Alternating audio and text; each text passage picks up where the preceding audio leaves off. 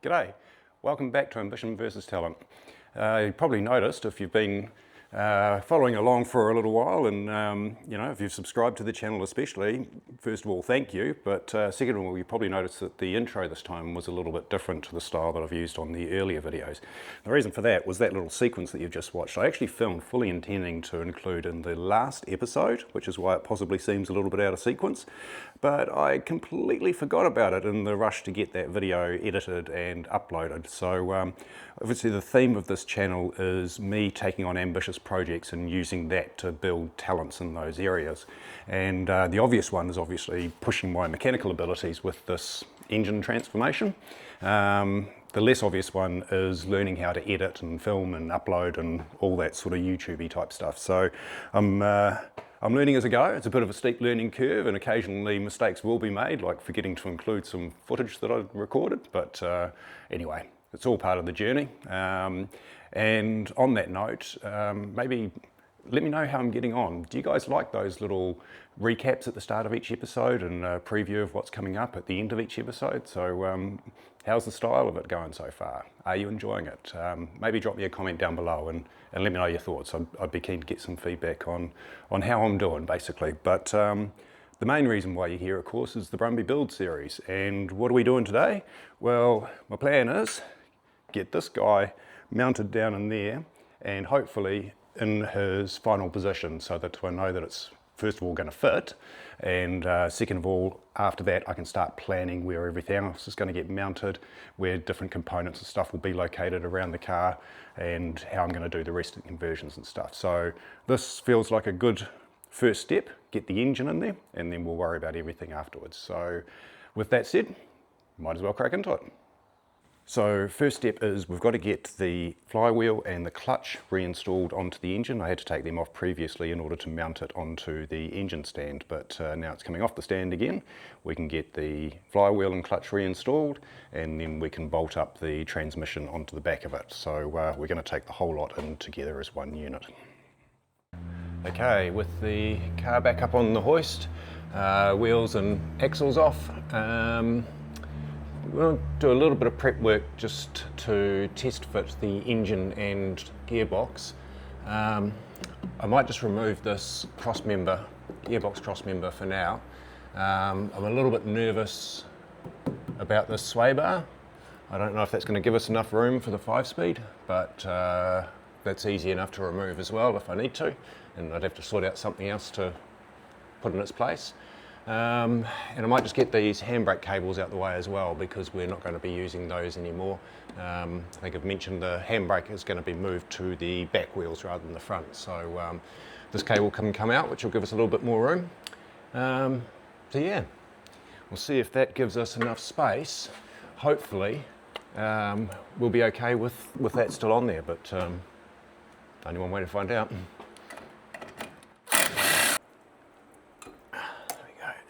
I think he's done.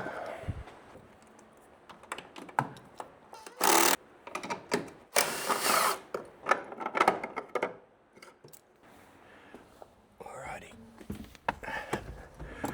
Okay, disconnect these guys, and then the cables are good to come out. Incidentally, the eagle-eyed observers amongst you guys might have noticed that these are not the original seats. So the car, when I got it, had some aftermarket seats in it. When I tried to get a warrant of fitness for it, found out that they had been incredibly badly mounted. They were basically just sitting on some thin bits of plate with, I think they're like M6 bolts holding the seats in. So yeah, not very safe and definitely not legal. So I tried to find original seats, couldn't, certainly not a pair anyway. And aftermarket seats you need to have a low volume cert for if they don't use the original factory rails. But what I did find was that these seats, which are out of a first generation Toyota GT86 or Subaru BRZ, they bolt onto the Brumby rails. They're comfortable, they're nice, they're very supportive. They are a little bit bigger than the original seats. The depth here sort of pushes you a bit more towards the steering wheel. That's probably the only downside. And also if you're doing an original Brumby, yeah, obviously they're not very in keeping with the rest of the Brumby's 80s interior. But with a resto mod sort of situation like what I'm doing here, I think they might work all right, but we'll see. Oh yeah, Mickey's come to give his 2 cents worth as well. But yeah, certainly the big upgrade on the original seats, especially if you're going to be doing any sort of spirited driving. You coming, Bear? Come on, Mick. He likes it in here. He loves these seats, as you can probably tell from all the gingy fur in that one. Hey, Scallywag. Though you're not supposed to be in here, but we don't mind so much because you're so cute. All right, that's enough messing around with the cat. I'd better crack on with this. Oh.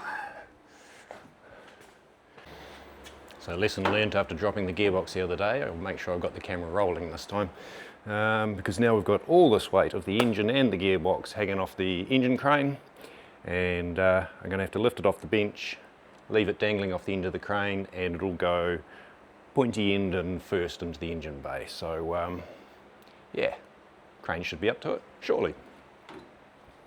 And how high this thing can go. If we work smarter, not harder. We pop this guy through there. Oh, is he going to be long enough? Maybe just. Okay, so I do think this definitely falls into the category of don't do this at home. But anyway, like I said, I'm not a mechanic, I'm figuring this out as I go. But that does look to me like it is being suspended.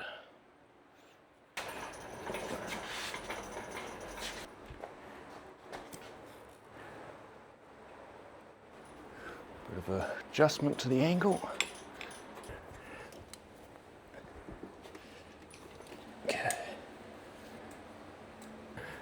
Okay, and a bit further. I don't think that's going to go. Oh, let's give it a try at least. It's got to go down quite a bit more, isn't it?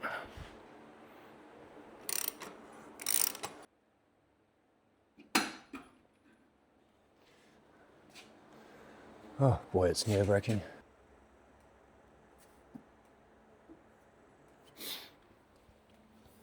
Okay then, time for the jack.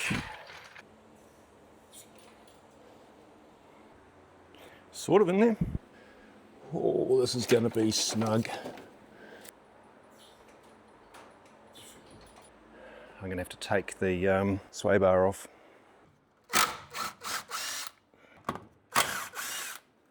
Does that give us the room we need? Looks like it might have done.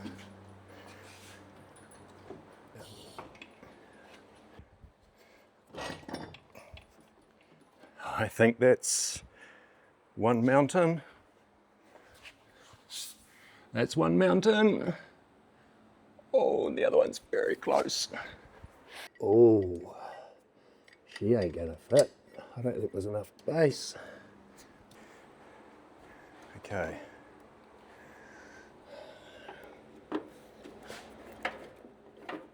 The gap is wafer thin, but there is actually space between the head and the chassis rail on this side, which is great. That's good news, because we actually have the engine mount on this side in its slot. Yeah, looks like there will be enough room here. Again, it's only just, but only just is good enough. Now, the problem we have is, here's our engine mount, right?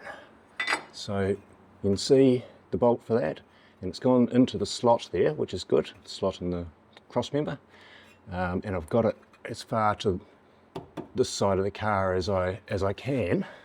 But if we go and have a look at the other side, all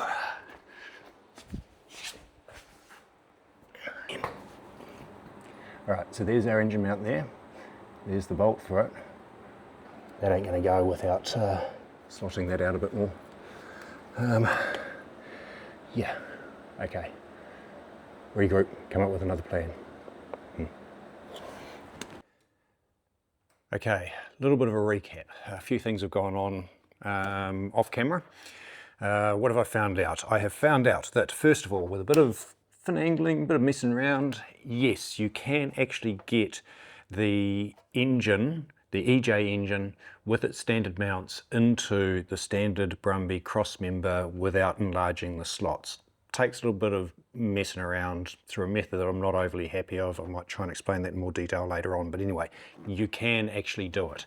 However, in the meantime, I did reach out to my low volume vehicle certifier and asked him about enlarging the slots, and he says, yep, no, that's fine, I can go ahead and do that. Obviously I won't go nuts with that, I don't want to remove any strength out of that cross member, but I can slot it, and he agrees that's actually the best way forward. So good news on that front. Now the engine's sitting a little bit higher than where it will eventually sit. There's a couple of options with the mounts, but by slotting the cross member, the engine will actually finally sit around about 10 mils lower than where it is now. And that's actually quite good in a number of reasons. One is vertically we've got room for it to go down. And it will actually gain us a little bit more bonnet clearance. I've eyeballed it, run a straight line across here, a straight edge across here, a little bit of work with a measuring tape, looking at the bonnet and all that sort of stuff. I think I've got the room for the bonnet to close fully anyway without me having to chop anything on the bonnet, so that's good news. At the back of the engine, this guy is going to sit in here eventually, and when the engine goes down another 10 mils, that is going to mean that this bit here is going to interfere with where the spare wheel normally sits in the Brumby. Potentially I'm going to have to remove that, so it looks like we've got some spot welds here. I can drill out those spot welds and remove that. That might be the easiest solution. Didn't really want to do that, but it's either that or chop it up, I presume, but anyway, figure that out later on. The next thing I've learnt is, right, so when we're stabilising the engine, obviously we've got the two engine mounts below it and they support the engine weight. They stop any side-to-side movement.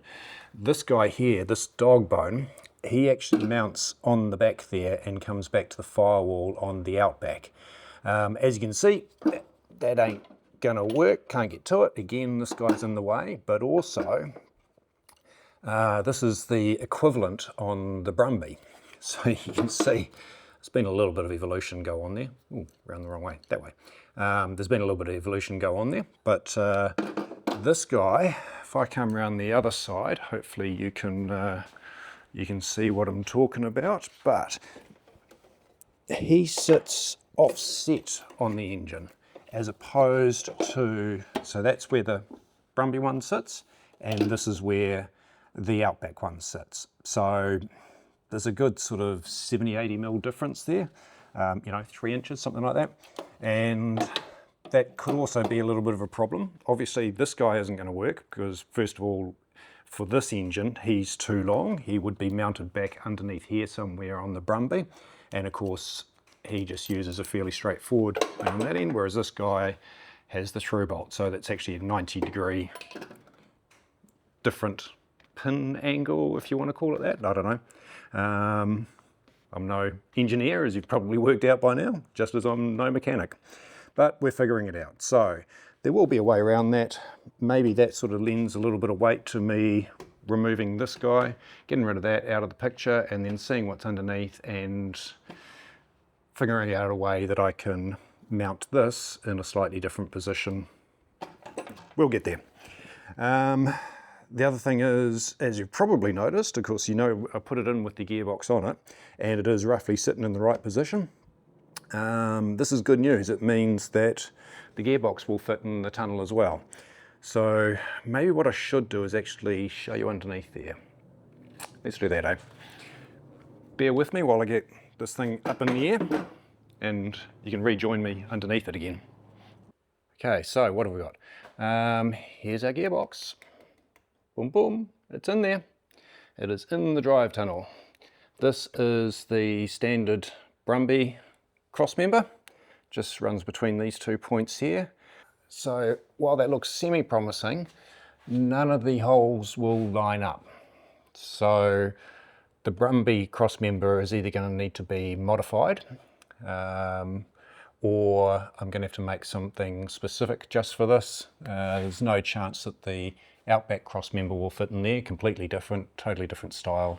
But hey, maybe I can do some chopping, welding, cutting, fabricating, all that good stuff. So we'll figure that out. This is our sway bar.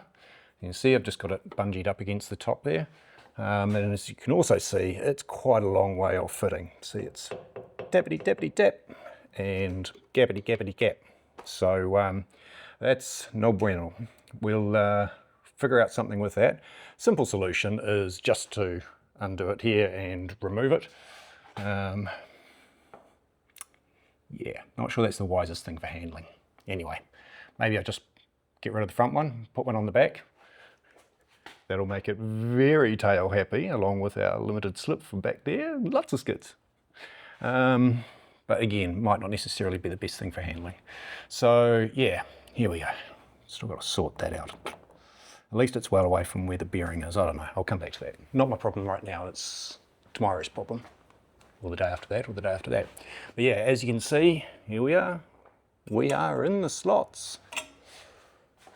And same on that side. So how did I do it? Well, basically I undid these bolts on these sides. So the engine mount has 2 bolts on each side holding it in place.